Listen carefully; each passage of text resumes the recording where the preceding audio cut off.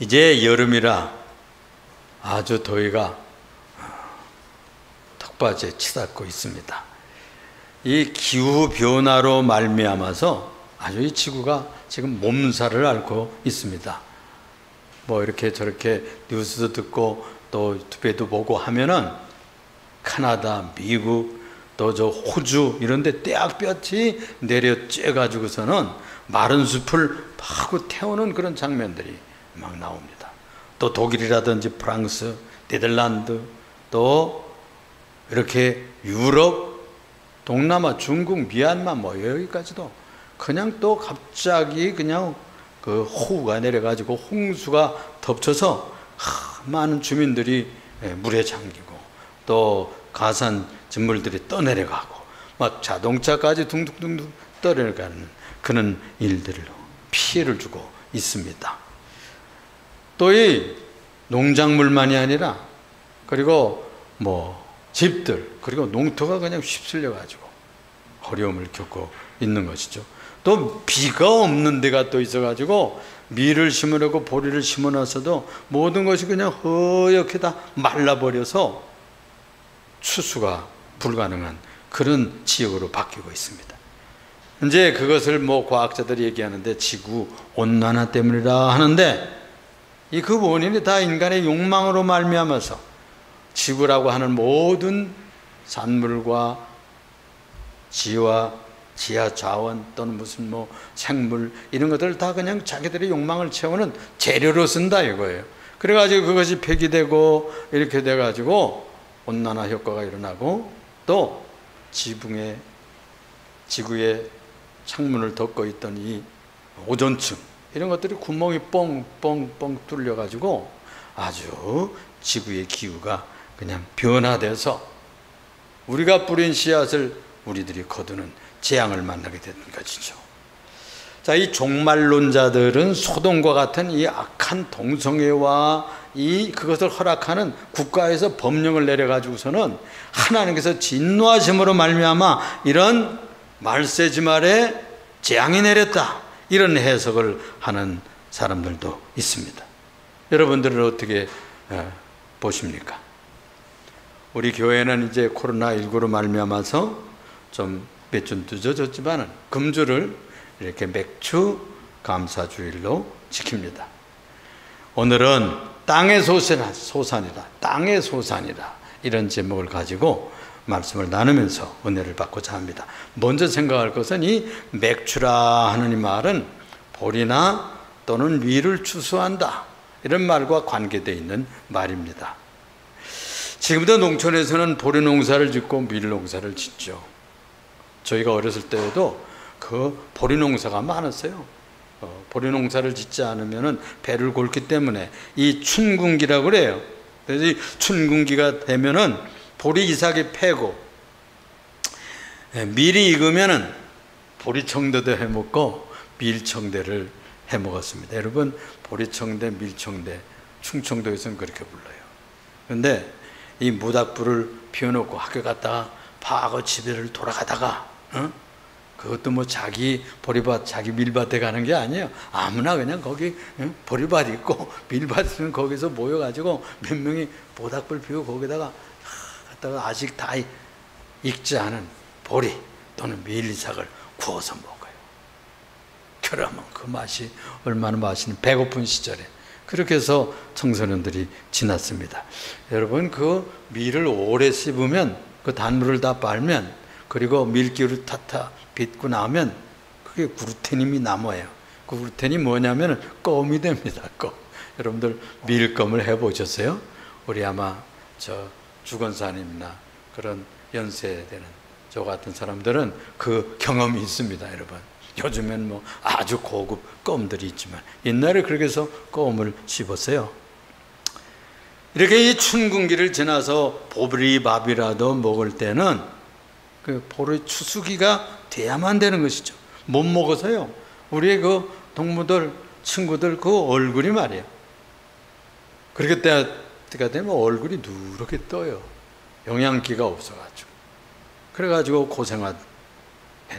그래서 이제 보리밥이라도 먹기 시작하면 영양을 회복하게 되는 거예요. 그래서 그때를 서민들이 살기 어려웠던 때를 보릿고개라 그렇게 얘기를 합니다. 보릿고개. 여러분들 못 듣던 얘기가 많을 거예요. 그래서 이스라엘은 이 보리추수절기를 초실절이라 그렇게 얘기를 했습니다. 여러분들이 잘 아는 유월절과 오순절 사이에 이 유월절 한 3일 후에는 초실절이라고 그래서 초실절. 보리가 저 남쪽 지방에서부터 익어가지고 북쪽 지방으로 익어 올라가고 그 다음에 밀이 제일 나중에 익는다고 그래요. 그렇게 되면은 그 차이가 얼마나 되는 거 아니? 다 동시에 익는 것이 아니거든요. 그래가지고 77은 49, 7주일이 지나서 북쪽에는 밀 수확이 된대요. 그래서 그때를 77절 또는 오순절 그렇게 얘기합니다. 그러니까 초실절 보리 첫 단을 거두어가지고 제일 먼저 익으면 제사장에게 한 단을 갖다 드리는 거예요. 그러면 제사장은 그걸 보리 딴 채 하나님 앞에 흔들어요. 그래서 흔들었다 그래가지고 요제라고 그럽니다. 요제. 이 요제를 그래서 요제절이라고도 하고 초실절 그렇게도 얘기를 하는데 이 절기가 아주 이스라엘에서는 중요한 절기가 되는 것입니다. 왜 그럴까요? 그러니까 겨우내 양식이 떨어지잖아요. 또 남은 그 곡식을 처단하는 그런 부자도 있지만 가난한 집들은 모자라거든요. 그러니까 이 보리를 추수할 수 있는 그 계절이야말로 그쪽이나 우리나라에서나 중요한 절기가 되었던 것입니다. 이렇게 초실절 또는 요제절이라고 하는 이 날을 기념해 가지고 첫 보리 추수 제사를 지내는 날이 바로 맥주 감사절이라 이렇게 지켰던 거예요. 그러니까 제가 어렸을 때도 보면은 그 농촌 교회 출신이거든요. 제가 그러니까 보면은 그 다 보리 추수를 하고 밀 추수를 하면 그걸 직접요 보리를 막 가마니로 가져오는 그런 성도들도 있었고 맨말에서 가져오는 성도들도 있었고 이렇게 추수 감사절 이 여름 맥주 감사절을 그렇게 지내더라고요. 또 그 다음에는 이제 77절이 되면은 77절 감사주일이죠. 즉 오순절에는 밀을 이렇게 제일 먼저 익은 것을 갖다 흔들어요. 떨기도 하고 이렇게 해가지고 그걸 고운 가루를 만듭니다. 그래가지고 떡 2개를 전병을 만들어가지고 삶든지 또는 기름에 푹 잘 지짐을 굽듯이 그렇게 구워가지고 하나님 앞에 소제로 드리는 거예요. 그럼 번제단에다가 그걸 제사장들에게 광주리에다 갖다 주면 그걸 소제로, 소제는 곡식을 태워서 곡식으로 만든 제물을 태워서 드리는 제사를 소제라 그렇게 얘기를 하고요. 양이나 소나 이런 짐승을 잡아가지고 각을 떠서 불로 태워서 드리는 제사를 번제라 그렇게 얘기를 하는 것이죠. 또 그 다음에 액체를 드리는 제사가 있어요. 기름을 붓든지 또는 피를 붓든지 이런 것을 전제라 그렇게 부릅니다.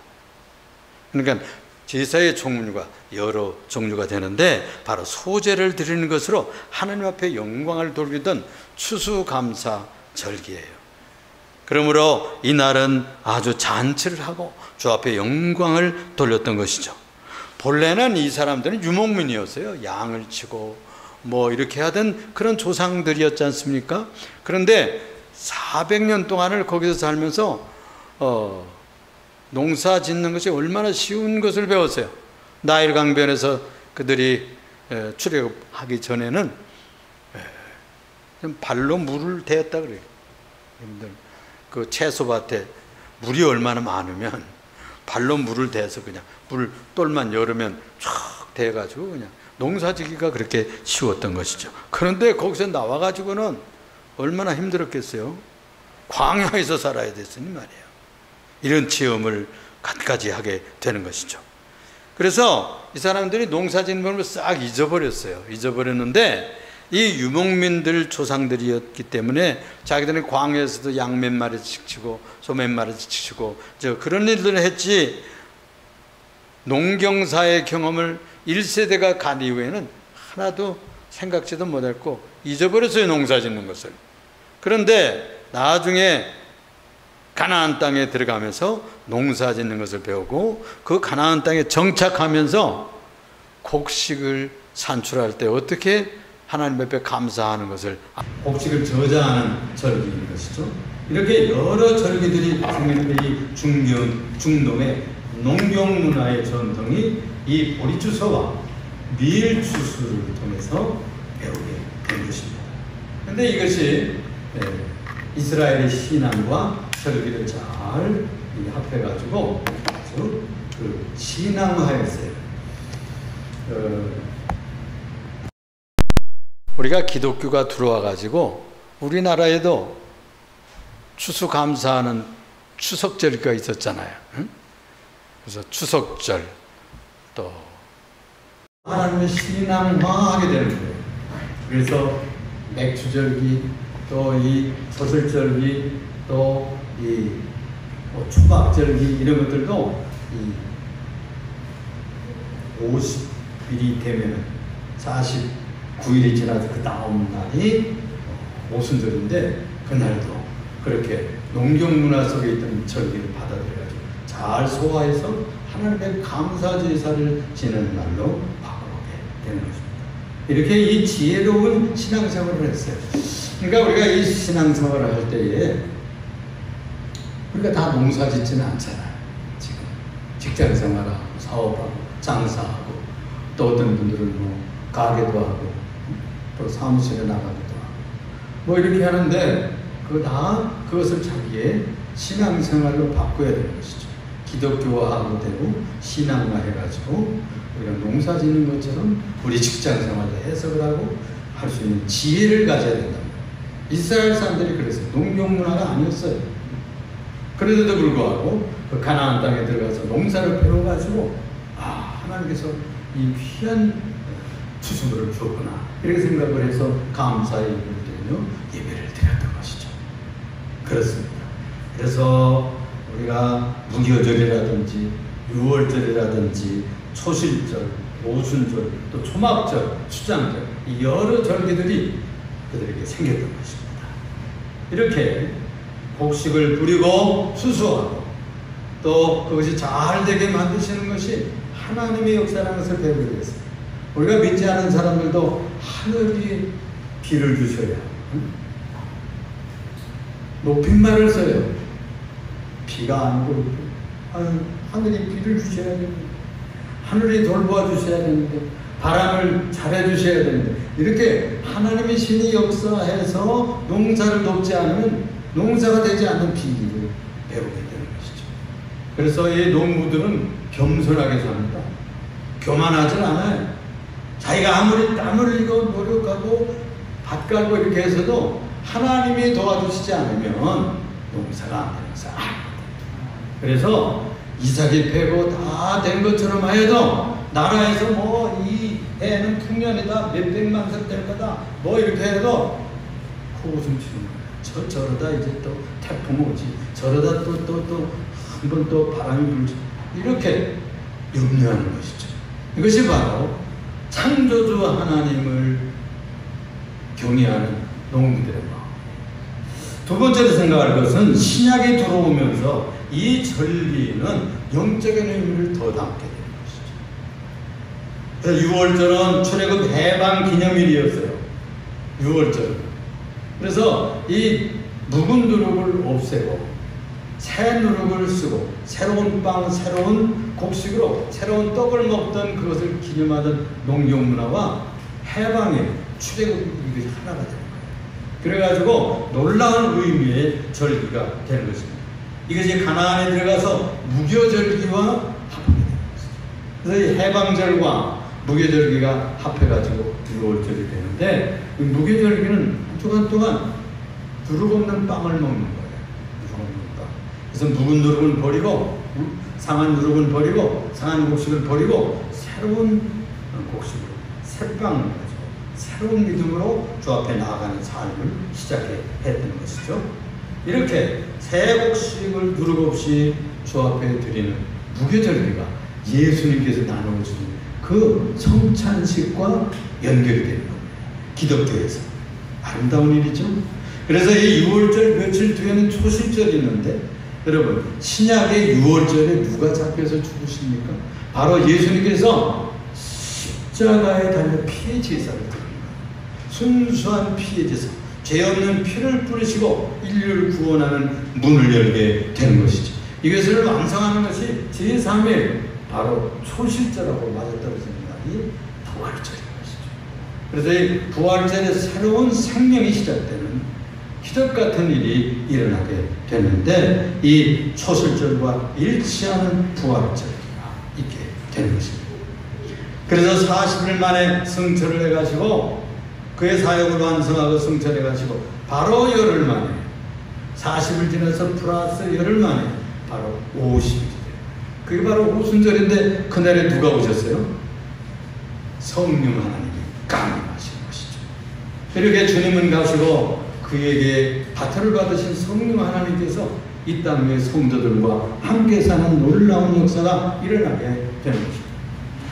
그러니까 이 초술절은 예수님의 부활절에 해당이 되고, 777 또는 이 오순절은 성령 강림절과 일치된 해당이 되는 것입니다.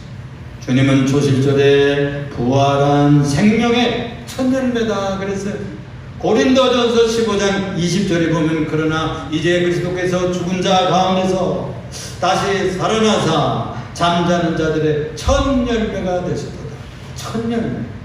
그러니까 초실절에 첫 열매를 드렸듯이 자기 자신을 인류에서 최초로 죄를 짓지 않고 주 앞에 헌신한 첫 열매로 되었습니다. 그래서 부활의 첫 열매가 된 열리는 날이 초실절이고 부활절이에요. 놀라운 일치가 아닙니까? 이것이 구약과 신약이 통합되면서 예수 그리스도를 통해서 완성되는 구원의 진리가 되는 것입니다. 그 다음에 오순절에 백신문도는 6월절 후에 딱 50일이죠. 그날 오순절날이 이미 이름에 백신문도 위에 바람과 같은 강력한 바람에 하나님의 새 생명이 불어오고, 그리고 불꽃이 하나님의 죄악을 태우고 새로 창조하는 하나님의 성령의 불꽃이 모든 사람들 위해 뜨겁게 불타서 새로운 사람들로 출현하게 되는 거예요. 그리고 그들이 나가서 예언을 하고 말씀을 전하고 방언을 하고 성령 충만하여 하나님의 영광을 돌리자 그 예루살렘의 소문난 사람들이 모여드는데요. 그들이 설교하고 그날에 3,000명이 회개하고 돌아오게 되는 겁니다. 여러분, 50일 제자는 오순절 날에는 새 떡으로 새 곡식 새 떡으로 드렸는데, 새로운 가루로 만든 이 2개의 떡을 드린다고 했죠. 그게 바로 무엇일까요? 이스라엘 유대인들 새로운 떡이 1개고, 그날에 3,000명이 이것을 주님 앞에 드려지는 이방인들의 거룩한 떡으로 새로운 기독교가 출발이 됩니다. 그래서 하나님 앞에 드려지는 기독교가 완성이 되고 새 출발하는 교회가 출현하게 되는 겁니다, 여러분. 계시록 14장 4절을 읽어보니까 이런 말씀이 있습니다. 어린 양이 어디로 가든지 따라가는 자며 사람 가운데서 속량함을 받아 처음 익은 열매로, 처음 익은 열매로. 그러니까 우리가 처음 익은 열매들이 되는 거예요. 하나님과 어린 양에게 속한 자들이니 그 입에 거짓말이 없고 흠이 없는 자들이니라, 이렇게 되어 있어요. 그러니까 들림받는 하나님의 예수 믿고 예수의 생명에 들어서 새로운 떡이 되고 새로운 생명의 인격자가 되고 성령 충만한 사람들이 되는 사람들은 새로운 철민 열매입니다. 초초상이신 부활의 조상 예수 그리스도에게 붙어있고 연결되어 있는 그 생명을 받아서 하나님 나라의 자녀들이 되는 첫 열매들이에요. 이런 놀라운 역사가 주님 앞에 나타나게 된 것이죠. 그래서 이 구약의 절기들은 신약에 들어와서 기독교 신앙의 기초가 되고 깊은 영적 생명의 열매로 익어가게 됩니다. 세 번째로 생각할 것은 땅이 그 소산을 내었다. 오늘 본 말씀 우리가 함께 읽었는데 땅이 소산을 낸대요. 소산이 뭐예요? 열매를 냈다 이거. 소출을 냈다 이거. 수확물을 내주었다는 겁니다. 무슨 수확물을 내주셨을까요? 우리가 지금까지 검토했듯이 첫째는 땅에 솟아나는 곡식과 열매들입니다. 6절 본문 말씀을 보니까 땅이 그의 소산을 내어주었으니 하나님 곧 우리 하나님이 우리에게 복을 주시리로다. 그러니까 땅의 소산을 많이 거둘 수 있다면 그것은 복이죠. 하나님이 주신 복입니다. 뿌려놓기만 하면 땅을 저절로 밀보리가 자라던 그 나일 삼각주에서 4대를 살았거든요. 출애굽 후에는 광야에 들어가서 아까 얘기했듯이 그들은 농사를 지을 수가 없었어요. 그리고서는 그들이 다 광야에서 1세대가 가죠. 그들은 뭘 먹고 살았나요? 만나하고 메추라기를 먹고 40년을 지나게 됩니다. 신명기에 볼 것 같으면 떨어지지 않는 샌들을 신고 떨어지지 않는 새우처럼 옷이 상하지 않아. 희적 같은 삶을 40년 동안 살았어요. 만단을 먹고 메추라기를 먹고 떨어지지 않는 옷을 입고 그리고 헤어지지 않는 샌들을 신고 40년을 기적같이 살았는데 1세대는 거기에서 그것을 모르고 하나님 앞에서 거룩하다가 사라지고 2세대가 출현해가지고 가나안 땅에 들어가게 되는데요. 이 가나안 땅에 들어가는데 보니까 이 사람들은 광야 세대이기 때문에 나일강 삼각도에서 농사짓던 것을 모르잖아요. 들어가서 보니까 그냥 뿌려만 놓으면 보리가 나오고 그 다음에 밀이 자라더니 거기서 이삭이 나오고 그리고서 거기서 열매가 맺혀지는 신기한 현상을 바라보게 되었습니다. 그래서 이 처음으로 농사라고 하는 기적을 만나게 된 것이죠. 그래서 이 가나안에서 농사를 배웠어요. 이 이스라엘 사람들이. 조상들에게서 그렇다더라 하는 나일강변의 농사는 듣긴 했지요. 그렇지만 실제로는 그들은 배우지를 못했던 것입니다. 그렇게 여호와 하나님을 경외하던 신앙이 가나안 땅에 들어가지고 신기하게 일어가지고 바알에게 치우치고 또는 아스타라에게 이렇게 마음이 뺏기면서 흔들릴 때가 그 사사기입니다. 여러분 성경 읽어보면 사사기가 나오죠. 거기 보면 타락했다는 다시 울부짖으면 구원해주고 또 타락했다는 울부짖으면 구원해주는 얘기가 계속 혼돈의 시대가 가다가 언제 그들이 신앙을 다시 회복하느냐. 사울 때가 지나서 다윗 통일을 한 것이죠. 그때 다시 여호와 하나님 신앙을 되찾게 되는 것이죠. 이렇게 해서 바알의 신앙과 이 가나안을 떨쳐버리고 하나님만 섬기면 주님께서 전쟁의 신만이 아니라 우리들에게 비도 내려주고 바람도 보내주고 햇빛도 보내주고 주님께서 농사도 주시는구나.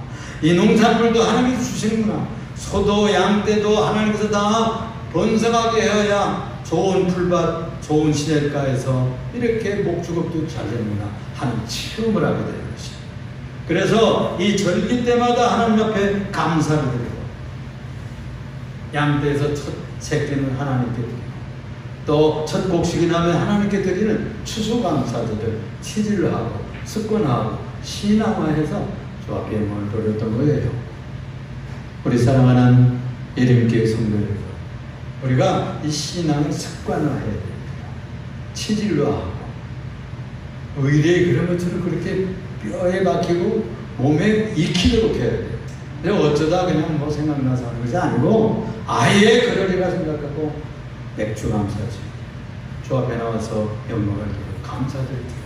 이런 훈련을 30년 받고 40년 받고 이제 60대고 70대면 그게 치질화 되어서 감사하는 가문을 만들고 신앙의 가문을 일으켜 세울 수가 있는 거예요. 또 한 가지 소산은 뭐냐? 여기 보면 땅의 소산이 구원의 열매라고 말씀하고 있는 거예요. 67편을 그래서 복음의 시라고도 그러고 시편의 중에서도 선교시라고 말합니다. 선교시. 1절에 보면 하나님은 우리에게 은혜를 베푸사 복을 주시고 그의 얼굴빛을 우리에게 비추사 그런 말이 나와요. 은혜를 우리에게 주셔서 복을 주시고 얼굴빛을 비추신다.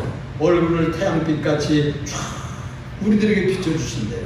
그러면 우리가 복을 받고 은혜를 누리게 된다고 말씀하고 이 시인은 말하고 신앙 고백합니다.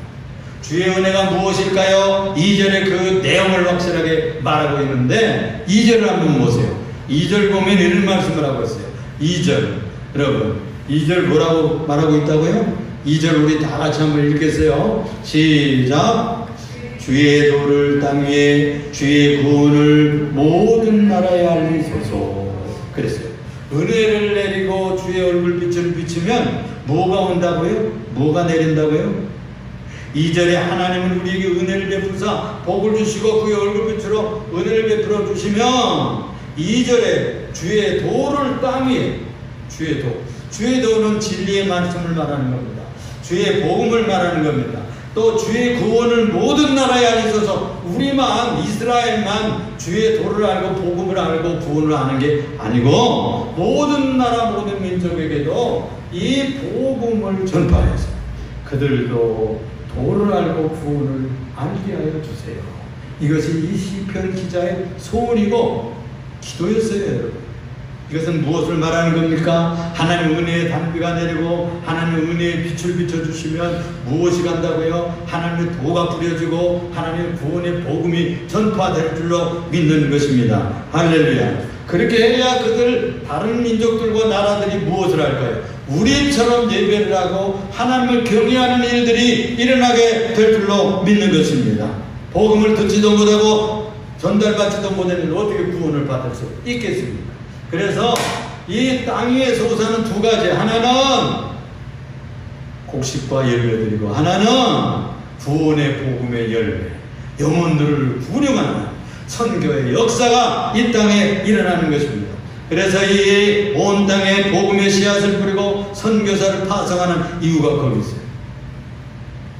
정월전 목사 제 동생이 지금 미국에서 왔는데 2주간 동안 저 지금 삼층에서 이렇게 격리하다가 지금 이제 바로 끝났는데 오늘 와서 예배를 드리려고 그러다가 지금 자기의 제자가 티시스 출신이거든요. 제자가 선교사를 파송했습니다. 그만 순교를 했대.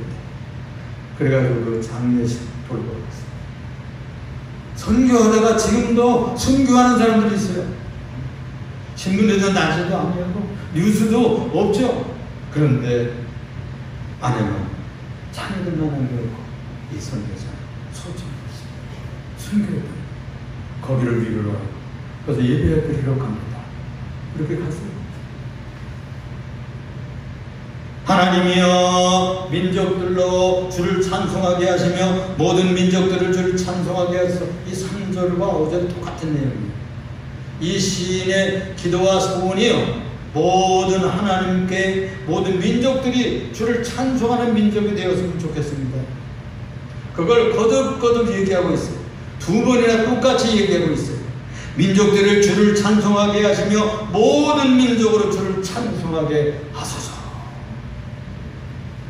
선교민족이 되고 지상 나라가 되기 위해서 우리 한국교회가 기도했습니다. 지금도 27,000명 많이 줄었을 거예요. 27,000명의 선교사들이 지금 해외 각국에 지금 나가서 선교하고 있습니다. 우리도 국내에서도 우리가 교회들이 또 어려운 때지만 할 수 있는데 여러분의 땅끝까지 가서 복음을 전하고 빛을 발하는 그들도 다 예수 믿고 구원의 은총을 입어서 주님을 찬양하고 영광 돌리는 백성이 될 줄로 믿습니다. 4절에 온 세상은 기쁘고 즐겁게 노래할지니 주는 민족들을 공평히 판단하시며 땅 위의 나라를 다스릴 것임이니이다. 이 복음이 전파돼야 정의를 실현하고 공평을 실현하는 그런 정치가 이루어진다는 거예요. 응? 그런 지도자가 서야만 정의를 실현해요. 여러분 그 군사 정권이다시피 한 그 전통 때죠. 그 양반 때도 정의사의 구현이라 이렇게 표가 써 있었어요.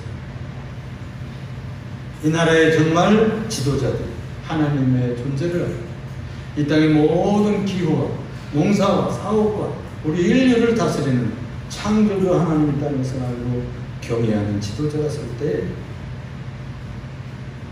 이 나라에도 평화가 이루어지고 정의와 공평이 말처럼 달려가고 강물처럼 흘러가는 그런 나라가 될 줄로 믿습니다. 6절에 땅이 그의 소산을 내어 주었으니 하나님과 우리 하나님 우리에게 복을 주시리로다. 7절 하나님 우리에게 복을 주시리니 땅의 모든 끝이 하나님을 경외하는 땅의 모든 끝. 그러니까 이 이스라엘의 선교시 중에서 소원임은 땅 끝까지 복음 전하는, 이것이 신약의 바톤을 받았습니다. 신약의 바톤을 받았어요. 그것을. 여러분들도 사는 날까지, 주님 오시는 날까지, 또 주님 우리 공중 재림하시면 우리가 다 들림 받을 거예요. 그날까지 복음 전해. 또는 주님 오시기 전에 우리가 소천할 수도 있어요. 그렇죠? 그때까지 여러분들의 복음이, 전하는 복음이 그렇게 전파되는 역사가 일어나기를 축원합니다. 예수님이 이런 말씀을 하셨어요. 이 시대를 내다보시고 말세의 추수를 내다보시는데 눈을 들어 밭을 봐. 추수하게 되었구나. 모든 밭이 휘어져서 추수하게 되었구나. 추수할 것은 많으나 일꾼이 적으니 추수하는 주인에게 청하여 일꾼을 보내달라고 하여라 라고 했어요. 그게 주님의 이 시대를 내다보는 말씀이요, 예언입니다. 이 마지막 시대에 어렵지만 복음을 열심히 전파하는 여러분들 되시기를 예수님의 이름으로 축원하고 부탁하고 격려합니다. 기도하겠습니다. 사랑이 많으시고 은혜가 풍성하시며 우리의 지존자가 되시는 여호와 하나님 아버지, 감사 찬송 할렐루야 주 앞에 영광 존귀를 돌립니다. 오늘 맥주 감사 주일을 맞이하여 두 가지 열매를 주신다고 했습니다. 하나는 땅에서 산 또 곡식과 열매들이며 또 이 땅의 모든 산물들입니다. 그리고 또 한 가지는 복음의 열매, 구원의 열매, 여호와의 도를 온 땅에 안에서 소했던 시인의 소원이 우리 가슴 속에 새겨지게 하여 주옵소서. 우리가 나가서 복음을 전파하고 예수 믿지 않은 사람들에게 전도함으로 말미암아 한 나라라도 한 영혼이라도 주님 앞에 모을 수 있는 전도자들이 되게 하시고 선교사들이 되게 하여 주옵소서. 예수님 이름으로 기도합니다.